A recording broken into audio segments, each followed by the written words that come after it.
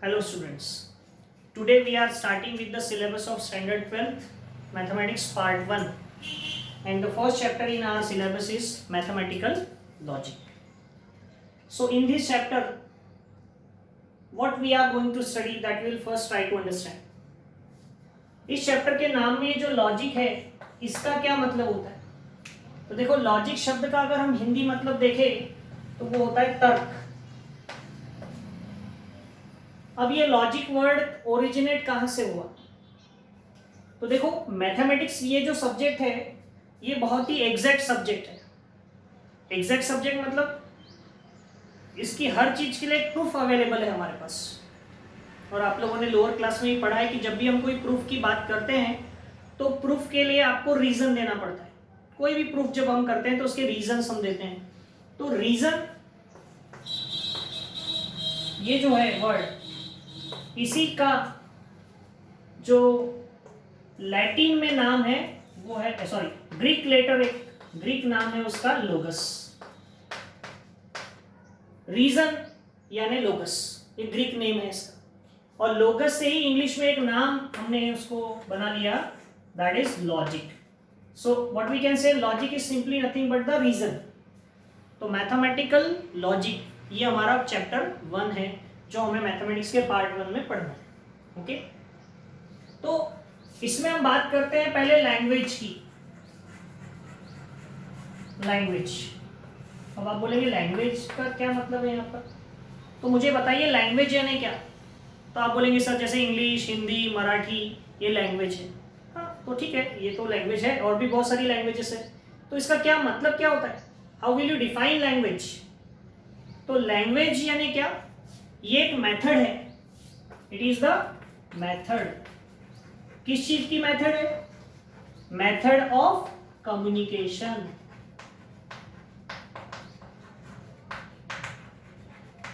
It is the method of communication. मैं कुछ बोल रहा हूं आप वो समझ रहे हैं. आप कुछ बोल रहे हैं मैं समझ रहा हूं.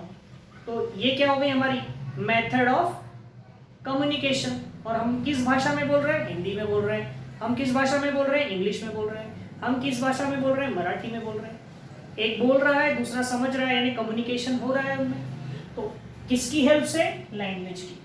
कभी कभी हम अगर कोई किसी दूसरी जगह जाते हैं हम है ना और वहाँ कोई मलयालम में बोल रहा है, तेलुगु में बोल रहा है तो हमको नहीं समझ रही है. क्यों? क्योंकि हमको वो लैंग्वेज नहीं आती, वो मेथड ऑफ कम्युनिकेशन हमको नहीं आता.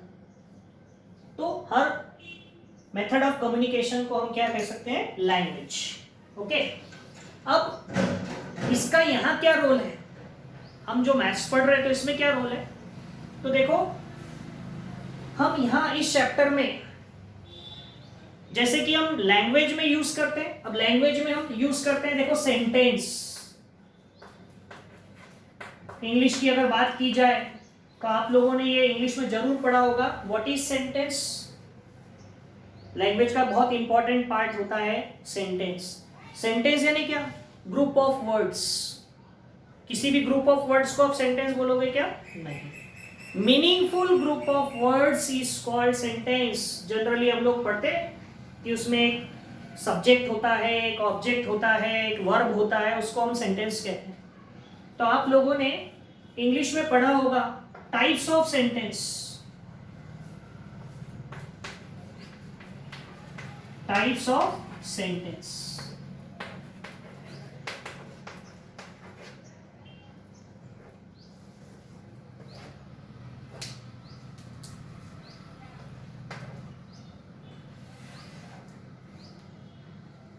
तो कौन कौन से टाइप्स आपने सेंटेंस के पढ़े? आप लोगों ने पहला टाइप सेंटेंस का पढ़ा है assertive sentence.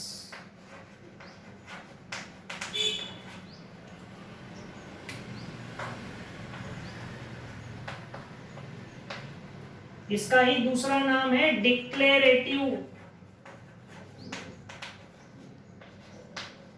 Sentence. Assertive sentence और डिक्लेरेटिव सेंटेंस. ओके दूसरा टाइप आपने पढ़ा है इंटरोगेटिव. इंटरोगेटिव।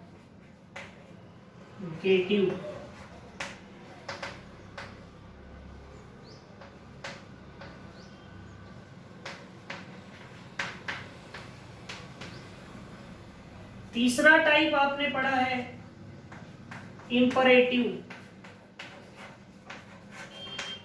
Imperative sentence. और चौथा टाइप आपने पढ़ा है एक्सक्लामेटरी, एक्सक्लामेटरी सेंटेंस। ये चार तरह के सेंटेंस आप लोगों ने इंग्लिश में पढ़े। अब कुछ लोगों को लगने लगा होगा कि हम मैथ्स पढ़ रहे हैं कि इंग्लिश पढ़ रहे हैं, तो देखो इसका काम है, बहुत इंपॉर्टेंट है, ये इंट्रोडक्शन है चैप्टर का। तो आपको ये सभी टाइप्स के एग्जाम्पल आने चाहिए और आई होप कि आप सबको ये आते ही है। असर्टिव सेंटेंस यानी क्या? कोई भी एक सेंटेंस जिसमें कि पहले आता है सब्जेक्ट, बाद में आता है वर्ब और बाद में आता है ऑब्जेक्ट। जैसे हमने एक सिंपल सा एग्जांपल लिया इसका कि Mumbai is the capital of Maharashtra. क्या एग्जांपल लिया? Mumbai is the capital of, Mumbai is the capital of, is the capital of Maharashtra.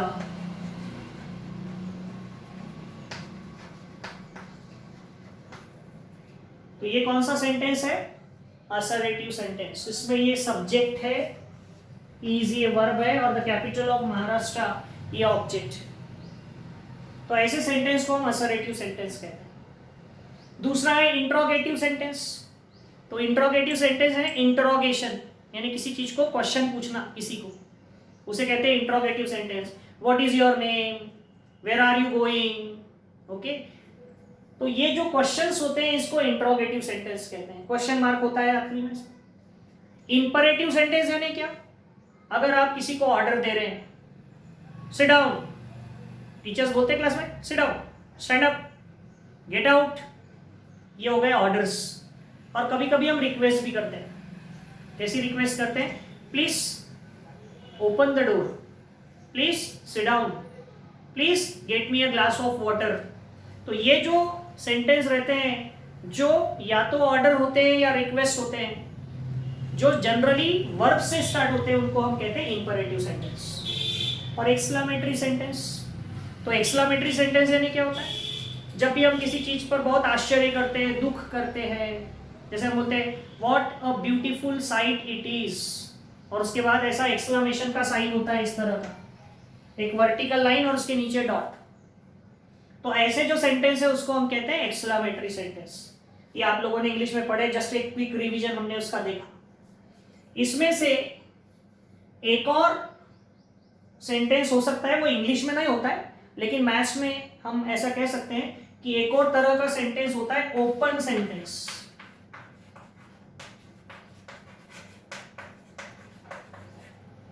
Open sentence. अब ओपन सेंटेंस यानी कैसा? देखो एग्जांपल लिखता हूं मैं इसका, x + 3 = 5। आप बोलेंगे सर ये सेंटेंस कहाँ है? तो है ये सेंटेंस, देखो जरा इसको हम वर्बली कैसे पढ़ेंगे? The sum of x and 3 is 5। The sum of x and 3 is 5। Sentence हो गया। तो अब मुझे बताओ ये असर्टिव सेंटेंस क्यों नहीं हुआ फिर? तो देखो अगर इंग्लिश की बात करो तो ये असर्टिव सेंटेंस है, लेकिन मैथ्स की अगर हम बात करें तो ये असर्टिव सेंटेंस नहीं है। क्यों नहीं है? क्योंकि इसमें देखो कैसा आया है, x और 3 का सम 5 है। जब भी हम कोई सेंटेंस लिखते हैं ना, तो वो सेंटेंस या तो ट्रू रहता है, असर्टिव सेंटेंस या तो ट्रू रहेगा या फॉल्स रहेगा।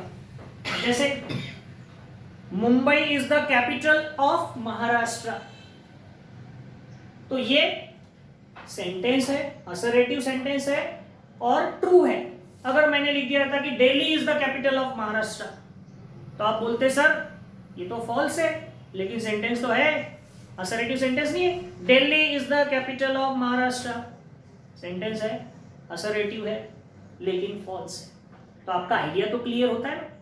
यहाँ तो आइडिया ही क्लियर नहीं है। यहाँ क्या लिखा हुआ है, the sum of x and 3 is 5। तो असर्टिव सेंटेंस तो है, लेकिन आइडिया क्लियर हुआ क्या? आप बताओ, ट्रू है क्या, फॉल्स है क्या? कंफ्यूजन हो गया इसमें तो कि ट्रू है कि फॉल्स है। क्यों? क्योंकि हमको x क्या है वो नहीं पता। तो ऐसे केस में इन सेंटेंस को हम कहते हैं ओपन सेंटेंस। तो इन 5 प्रकारों में से इंट्रोगेटिव, इंपरेटिव, एक्सक्लामेटरी और ओपन सेंटेंस, ये चारों असर्टिव को छोड़कर, ये चारों को छोड़कर सिर्फ एक जो बचा है असर्टिव सेंटेंस, उस पर हमें अभी फोकस करना है। तो क्या फोकस करना है? देखो, हमको मैथमेटिक्स पढ़ना है। तो मैथमेटिक्स में हमको क्या पढ़ना है? Mathematical logic. और लॉजिक पढ़ना है तो उसमें हमको सबसे पहली चीज जो पढ़नी पड़ती है वो है स्टेटमेंट। तो व्हाट इज स्टेटमेंट? हमारा फोकस है स्टेटमेंट पढ़ने पर।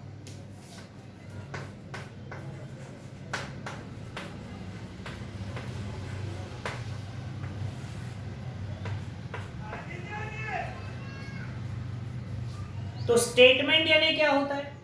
तो देखो, स्टेटमेंट की अगर हम डेफिनेशन की बात करें तो it is an assertive sentence, assertive sentence या declarative sentence which is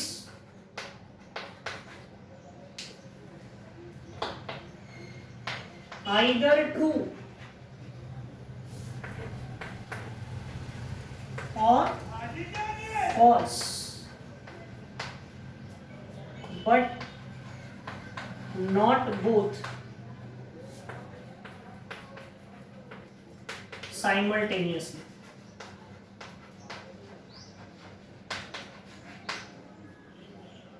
statement क्या होता है? असर्टिव सेंटेंस होता है जो या तो ट्रू होगा या फॉल्स होगा, लेकिन दोनों नहीं होगा। जैसे x + 3 = 5 लिखा था, वो असर्टिव सेंटेंस तो था, लेकिन ट्रू है कि फॉल्स है ये हमारा क्लियर नहीं था। दोनों हो सकता था वो, तो इसलिए हम उसको स्टेटमेंट नहीं कहेंगे। लेकिन वो हमने कहा था ना, Mumbai is the capital of Maharashtra, assertive sentence था और ट्रू था कि फॉल्स? ट्रू, तो उसको हम स्टेटमेंट कहेंगे। अगर मैंने कहा रहता Delhi is the capital of Maharashtra, तो भी वो स्टेटमेंट होता, लेकिन कैसा होता? फॉल्स। तो स्टेटमेंट तो होता ना, पेपर में आता है कि नहीं, कि मैंने कुछ कह दिया है ना, गरीबी जाएगी, said bye so and so, तो स्टेटमेंट हो गया, जाए या मत जाए, गरीबी जाएगी, तो ये स्टेटमेंट हो गया। वो ट्रू हो या फॉल्स हो, लेकिन दोनों नहीं होना चाहिए, उसे हम कहते हैं स्टेटमेंट। अब वो स्टेटमेंट में एक और चीज आती है, ट्रूथ वैल्यू। ट्रू वैल्यू नहीं, ट्रूथ वैल्यू। ट्रूथ यानी उसकी सच्ची वैल्यू, सच्ची कीमत क्या है। तो देखो, अगर कोई स्टेटमेंट ट्रू हो, if a statement is true, then its truth value is true, जिसको हम ऐसा टी भी लिख सकते हैं। कोई स्टेटमेंट ट्रू है, जैसे Mumbai is the capital of Maharashtra, ये सही स्टेटमेंट है, तो उसकी ट्रूथ वैल्यू क्या कहलाएगी? टी। और अगर if a statement is false, then its truth value is false. That means जैसे कि मैंने एग्जांपल लिया था, Delhi is the capital of Maharashtra, assertive sentence है, तो स्टेटमेंट तो है, लेकिन कैसा स्टेटमेंट है? गलत, इसलिए हम उसकी ट्रूथ वैल्यू क्या कहेंगे? False. That means F. Okay, तो आज हमने ये इस चैप्टर का इंट्रोडक्शन डिस्कशन किया है लॉजिक का। What is sentence, what are the types of sentence, what is statement and what are its truth value. Okay, इसके बाद का जो पोर्शन है उसमें हमें डिस्कशन करना है कि सिंपल स्टेटमेंट किसे कहते हैं, कंपाउंड स्टेटमेंट कैसे कहते हैं, ये सब हम नेक्स्ट वीडियो में हम डिस्कशन करेंगे। ओके, तो नेक्स्ट वीडियो में मिलते हैं आगे का पोर्शन के साथ।